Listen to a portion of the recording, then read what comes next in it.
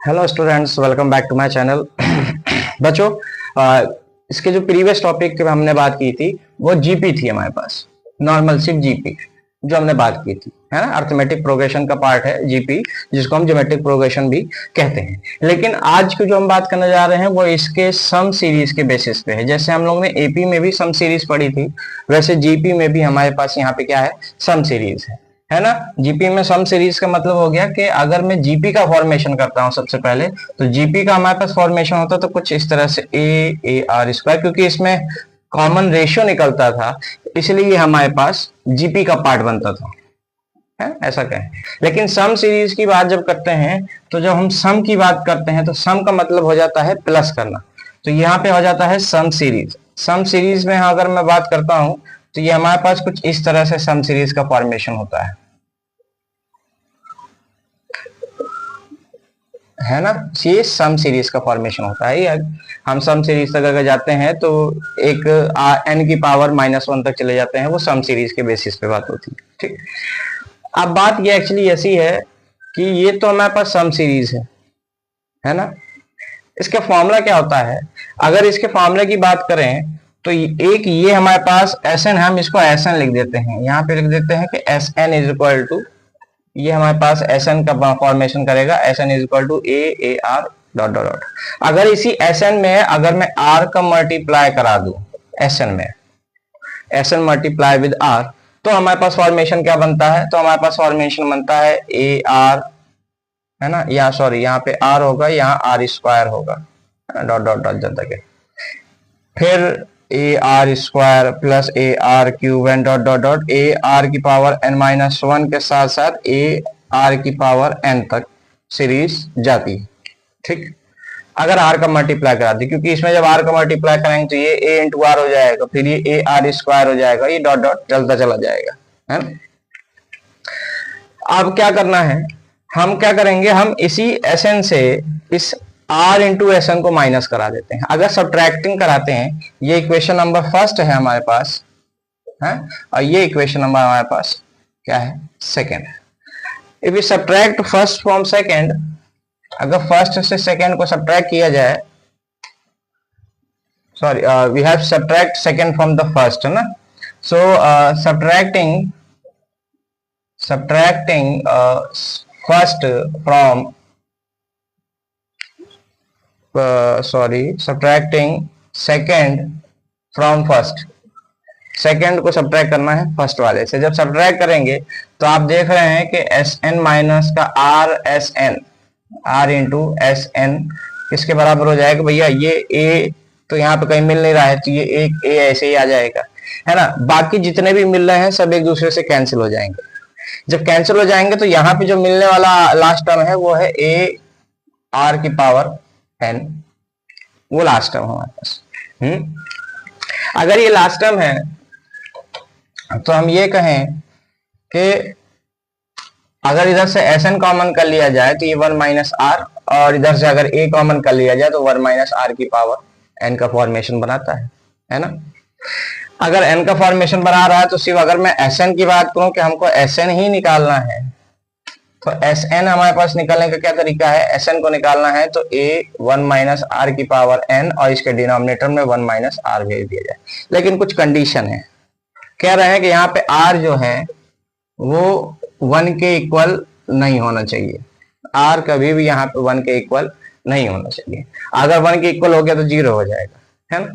तो कह रहे हैं कि अगर आर की वैल्यू 1 से छोटी हुई, लेस देन 1 हुई, है ना, अगर लेस देन 1 होती है तो हम उस जगह पे ये वाला फॉर्मूला यूज करेंगे। If the value of the R is greater smaller than less than 1, then we use this formula, okay. अगर इन केस अगर आर की वैल्यू 1 से बड़ी हो जाती है, सेकेंड केस आता है कि if R is greater than 1, अगर आर इससे बड़ा हो जाता है तो हम ये कह दें कि एस एन ए ये हो जाएगा आर माइनस 1 इसकी power N upon R minus 1। ये 1 से बड़ी होगी मतलब 2, 3, 4 हो जाए, यहाँ से 1 से छोटी मतलब हो जाए कि हमारे पास 1/2 हो जाना, या जो भी वैल्यू यहाँ पे दी जाएगी वो देखेंगे कि 1 से छोटी है या नहीं, 1/3 हो जाना 1/4। तो उसके लिए है कि अगर r की वैल्यू छोटी है 1 से तो ये वाला फॉर्मूला, अगर r की वैल्यू बड़ी हो जाती है 1 से तो हम इस समय ये वाला फॉर्मूला यूज करेंगे। बात समझ में आई? बहुत सिंपल सा मेथड है, बहुत सिंपल सा तब समझाने का तरीका है, ज्यादा हौच पौच नहीं है इसमें। बस ये है कि आपको थोड़ा समझना रहेगा अच्छे से, है ना। ये ज्योमेट्रिक प्रोग्रेशन की सम सीरीज है। ये लास्ट टॉपिक है ज्योमेट्रिक प्रोग्रेशन का, इसके बाद हमारे ख्याल से ये चैप्टर खत्म हो जाएगा। फिर मैट्रिक्स पे बात करेंगे या डिटर्मिनेंट पे बात करेंगे, है ना। वो बात यहाँ पे हमारे पास पॉइंट है इसका, क्या है कि if r is less than 1 तो Sn की वैल्यू हमारे पास ग्रेटर देन 1 है तो r-1 हो गया, अगर स्मॉलर देन है तो 1 - r हो जाएगा। बस इसका ध्यान रखना है आपको, ठीक ना। ये एपी की सीरीज, जीपी की ज्योमेट्रिक प्रोग्रेशन की सम की सीरीज का फॉर्मूला बनता है। फॉर्मूलों को ध्यान रखेंगे, जब फॉर्मूलों को ध्यान रखेंगे तभी हम क्वेश्चन कर पाएंगे। इसके कुछ क्वेश्चन सॉल्व करते हैं तो हमको समझ में आएगा कहाँ पे फॉर्मूला यूज करना है, कौन सा, तो क्वेश्चंस के बेसिस पे ही हम लोग यूज करेंगे, ठीक है ना। चलिए, हाँ, क्वेश्चन का कहना है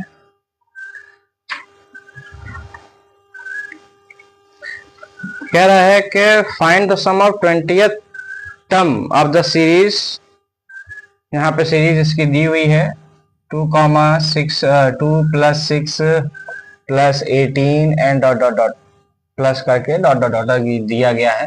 ये हमारे पास सीरीज दी गई है। कह रहा है कि n जो है आपके पास, यहाँ पे n जो है वो 20 है, क्योंकि 20th टर्म की बात कर रहा है। तो मैं Sn में कह दूं कि S20 हमको निकालना है। जहां पे फॉर्मूला हमने कौन सा यूज किया था, जहां पे फॉर्मूला हमने यूज किया है, हमने 2 फॉर्मूले चूज किए हैं। अब दोनों में से देखते हैं कौन सा लगेगा। यहाँ पे एक फॉर्मूला है a 1 - r की पावर n अपॉन 1 - r, एक तो ये है ना, और एक ये है कि a फिर r की पावर n-1 अपॉन r-1। हम बताएंगे आपको कि कहाँ पे कौन सा फॉर्मूला यूज करना है। भाई देखो, सबसे पहले तो फॉर्मूला कोई भी यूज करें, लेकिन उससे पहले हमको इंपॉर्टेंट है कि हम r को कैलकुलेट कर लें। r यहाँ पे कॉमन रेशियो को रिप्रेजेंट करता है। तो अगर मैं भाई T2/T1 होता है जब मैं कोई कॉमन रेशियो कैलकुलेट करता हूं। जैसे एपी में हमने क्या कैलकुलेट किया था कि A2/A2 - A1, क्योंकि कॉमन डिफरेंस था। तो यहाँ पे जीपी में A2/A1 हो जाएगा ना। तो अगर मैं कॉमन रेशियो की बात करता हूं, तो कॉमन रेशियो हमारे पास A2/A1 आता है ना। तो इसका मतलब है कि A2 हमारे पास क्या है, 6 है और नीचे 2 है, तो इसका कॉमन रेशियो हो गया 3। ऐसे ही 6 3 18 होता है, फिर 18 3 54 हो जाएगा। तो कॉमन रेशियो हमारे पास कौन सा निकल आया है, 3 निकल आया है। अगर कॉमन रेशियो 3 आ गया तो इसका मतलब है कि r जो है वो 1 से बड़ा है, तो इसका मतलब है कि हम ये वाला फॉर्मूला यूज करेंगे। ये सिर्फ पहला पॉइंट है जो मैं आपको बता रहा हूं। इसके बाद हम लोग डायरेक्टली क्वेश्चन को सॉल्व करेंगे कि यहाँ पे r की वैल्यू क्या है, 3 आ रही है, तो हम इसको यूज करेंगे। तो हमको S20 निकालना है, तो S20 निकालने का मतलब हो गया a 1 - r की पावर 20 अपॉन 1 - r, यही करें, है ना भाई। 1 - r की पावर 20 है अगर, तो कॉमन रेशियो हमारे पास तो आ गया 3, सॉरी उल्टा फॉर्मूला लिख दिया ना। r की पावर यहाँ पे ऐसा यूज करेंगे कि r की पावर 20 - 1 अपॉन r-1 है। तो S20 में कॉमन नंबर फर्स्ट टर्म हमारे पास 2 है, तो हम यहाँ पे लिखेंगे कि S20 = 3 भाई, क्योंकि फर्स्ट टर्म हमारे पास 3 आ गया है। कॉमन रेशियो 3 की पावर हो गई 20 माइनस का 3 अपॉन ये हो गया हमारे पास कितना, r-1 मतलब 3 - 1। तो अगर S20 कैलकुलेट करता हूं तो 3 यहाँ पे 1 है ना, ये 3 हो जाएगा और 3/2 ये हो जाएगा 3 की पावर 20 - 1। अच्छा, अब ये पॉइंट आता है कि अगर आप सॉल्व कर सकते हैं यहां तक तो आप सॉल्व कर लीजिए, क्योंकि 3/20 का मल्टीप्लाई बहुत ज्यादा हो जाएगा, है ना। तो हम लोग एक बार देखेंगे कि इसको यहीं पे छोड़ना है और आगे तक जाना है।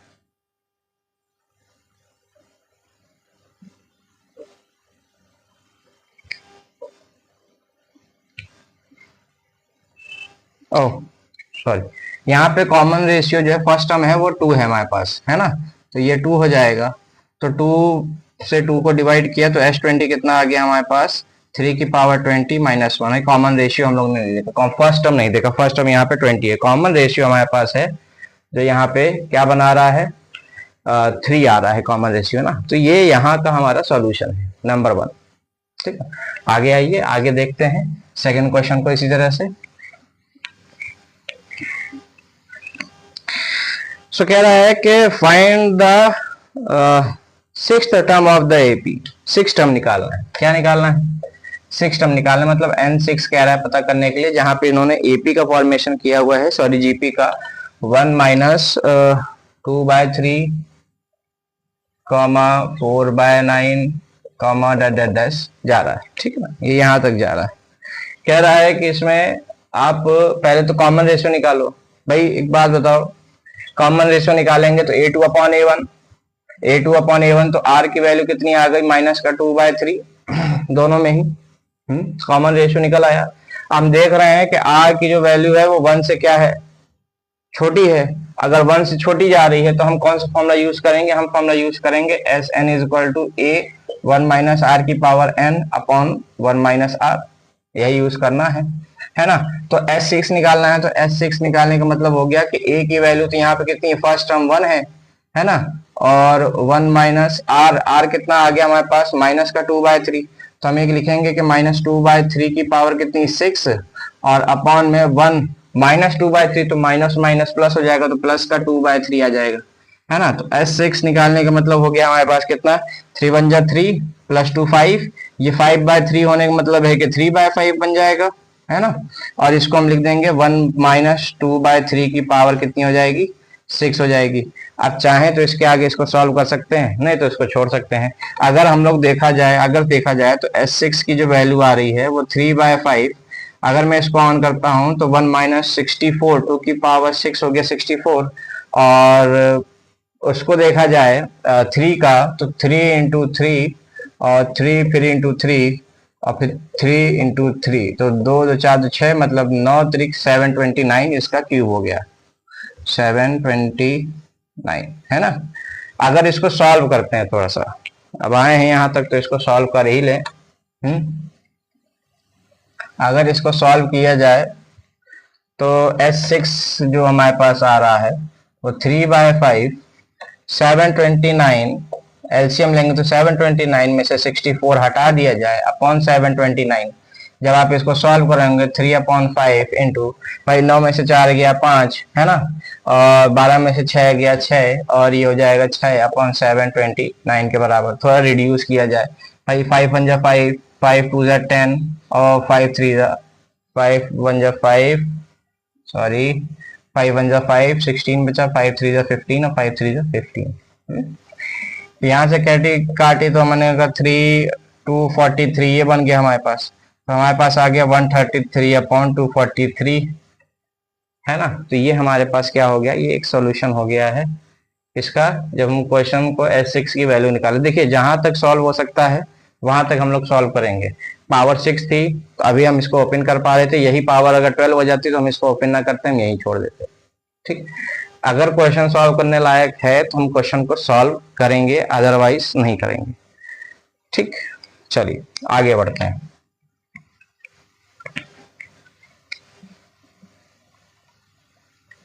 आगे क्या कह रहा है क्वेश्चन, कह रहा है कि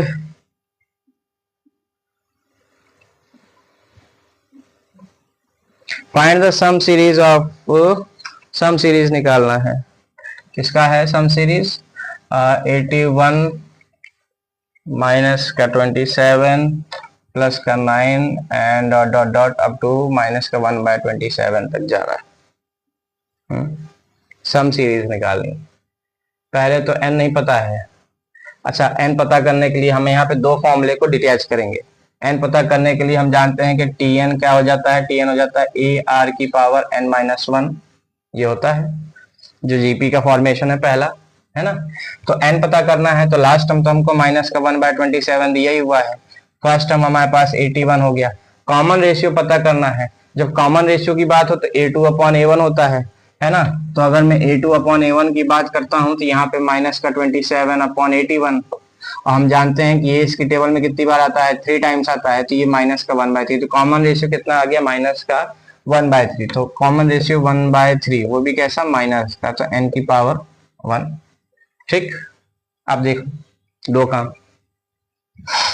-1/27, इसको हम ऐसा लिखते हैं 81 का मल्टीप्लाई -1/3 की पावर n इंटू -1/3 की पावर -1, है ना।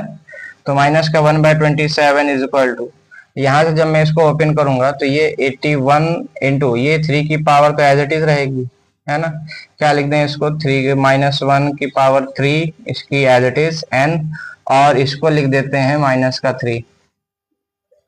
नॉर्मल सी बात है भाई, माइनस से माइनस कैंसिल हो गया, है ना। जब ये मल्टीप्लाई होकर डिनोमिनेटर में आएगा तो हम इसको लिखेंगे 1/27 मल्टीप्लाई बाय 243 इंटू 1 माइनस का 1/3 की पावर कितनी हो जाएगी, n। लेकिन एक प्रॉब्लम है, आप देख रहे हैं कि यहाँ पे माइनस का साइन आ रहा है, यहाँ माइनस का साइन नहीं है। जब तक माइनस का साइन नहीं होगा तो इसको सॉल्व आउट कैसे किया जाएगा, n की वैल्यू फिर कैसे पता कर सकते हैं। चलो देखते हैं इसमें क्या होता है। अभी n की वैल्यू को पता कर लेते हैं, क्योंकि वहां से तो माइनस माइनस कैंसिल हो गया ना, अब एक माइनस बचा था। मतलब इसको मैं 1/3 की पावर 3 इंटू 3 की पावर 5 लिख सकते हैं, है ना। इंटू यहाँ पे माइनस का 1/3 इक्वल में 1/3 की पावर n, है ना।